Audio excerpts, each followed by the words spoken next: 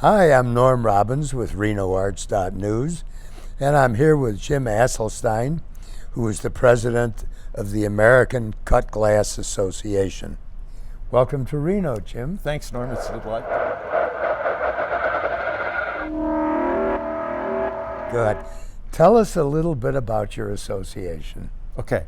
Well, the American Cut Glass Association is a nonprofit organization, and we're dedicated to the study and research of glass produced during what we call the American Brilliant Period. Started in 1876 and continued up until about the time of World War I. Okay. And why did it stop at World War I? Well, several factors. The most important one, changing tastes, so this very heavily decorated cut glass began to go out of fashion about that time. And second, World War I had an impact on this industry, so this was not a strategic industry. These companies made luxury cut glass tableware, and so some of the ingredients that were necessary to operate these factories, the lead content in the glass, and more importantly, the coal, were important strategic resources for the war effort, and that did affect these companies. Okay. All of this magnificent stuff around us does not look like glass. It looks like crystal. Yes. What's the difference? Are they interchangeable to an extent? Is there overlap between the two? Tell us about the difference between glass and crystal. Okay. Well, it has to do with the lead content in this glass. So this glass is about 35% lead in content. Your basic ingredients are silica or sand, lead, and then there are some other ingredients including potash, and they add to the clarity and the brilliance of this glass. And it's the high lead content that makes this glass shine. It also makes it has very high reflective properties and also refractive properties. So as you cut the glass and as the light comes through the cuts, it bounces off and refracts, and it gives you this beautiful brilliance, which is how this period of glassware production got its name. Okay. Are you sure it didn't diminish in 1916, 17 because it was just getting too pricey? Well, this glass was expensive, and it really was made for the luxury market. So wealthy individuals, governments, so this glass adorned the White House for several different administrations, as well as the tables of the wealthy. And part of the changing tastes also was an impact in terms of the wealthy in America, particularly after the adoption of the income tax. They weren't quite as wealthy as they were before. They were beginning to downsize a bit, and that affected demand as well. Got it. Okay, now tell us about the difference between cut glass, etched glass, and molded glass. Okay, it's all about the decoration. So utilitarian glassware, a lot of what we're used to using is what we call pressed glass. So often the glass is forced into a metal mold, the design is on the inside of the mold, and it transfers to the surface of the glass. And that glassware does not have this high lead content, and also you don't get the sharpness and the crispness of all of this handwork in this glassware. Etching is another decorating technique, like cutting, and etching is done typically using acid. But this glassware was all handmade. It was hand blown into molds, and also it was then hand decorated and hand cut. Okay. So everything you see here was decorated by hand by very skilled craftsmen, many of whom came from Europe, and it took hours and hours to do the decorating work in this glass. Why did they come from Europe? What was the attraction? Well, there were higher pay scales in America, and that was a big motivator. Good for us. And many of the skilled craftsmen did their training in Europe and were brought here by the glass company owners. And in fact, many of those glass company owners were immigrants as well.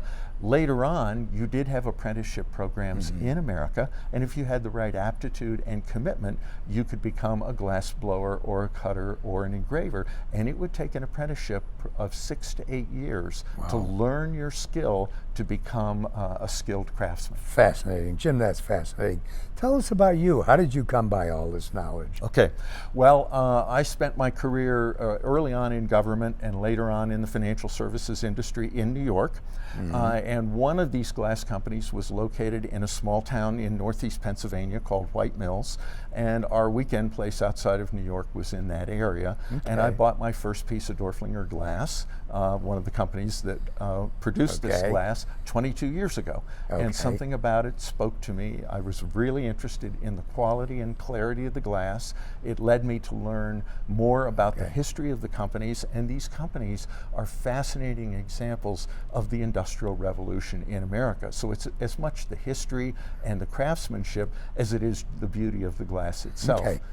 I have two more questions for you. One, I went online to the Corning Museum to see what they have. The pictures there are beautiful.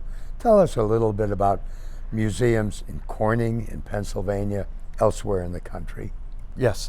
So there are several museums that are dedicated to the history of glass and to collecting and exhibiting glass. The Corning Museum of Glass is a wonderful example of that. The Toledo Museum of Art in Toledo, Ohio is another great example of that as well. But the Corning Museum is really one of the leading repositories in the world for glass of all types. So glass produced during this period, and Corning, of course, was one of the major glass producing centers for glass during the American Brilliant period. And so it's a wonderful museum and a great resource to all of us. Their library, I think, is hands down the best glass research library anywhere in the world. And then there are other museums. Now, I founded and direct a small museum in White Mills, Pennsylvania, in the restored factory buildings from the Dorflinger Glass Company, so one of these companies, so it's a passion for me as well. And there are other smaller glass museums located throughout the United States, particularly in areas that are major glass producing centers. Tell me about that, before my last question, tell me about that piece that you bought, the first piece. What did you pay for it? What's it worth now? So it was... You're laughing. It was an early celery vase. And in the mid-1800s, so it was a little bit before the Brilliant period, and an early product of the Dorflinger companies when they were actually located in Brooklyn, New York, and actually made glass for the Lincoln administration in the White House. Wow. And celery was expensive in the mid-1800s, so when you served celery, you had these vertical vases, you had the celery, the water kept the celery fresh, you left all the leaves on it, and it was a flower arrangement on your table. So it was the history of the object and the beauty of the object that really attracted me to it. And that was my first piece. Wasn't terribly expensive. You can collect cut glass without spending a large amount of money, or in the case of very rare examples, you can spend a large amount of money. But I think I probably spent maybe $250 on that first piece. Today it's probably worth about the same amount. But you will see cut glass, particularly in this show, that is the best that was ever produced. There are really some stunning and remarkable examples. Well, you're treating Reno beautifully. How is Reno treating you? What brought you to Reno? Well, we just couldn't be happier. This has been such a wonderful location for our convention. We try to rotate our conventions around the different regions of the country because our members are located throughout the United States. We haven't been in the West in a while, and so we were definitely due for a visit here. We were in Atlanta last year, and we like to pick areas where we have the kinds of facilities that give us the space that we need for our exhibits and our lectures and our meetings, but we also like to pick areas with really interesting histories. And Reno is just a wonderful example of that. There's so much history here, and everyone has been very welcoming and very friendly, and we're just having a ball. Good. Well, thank you very much.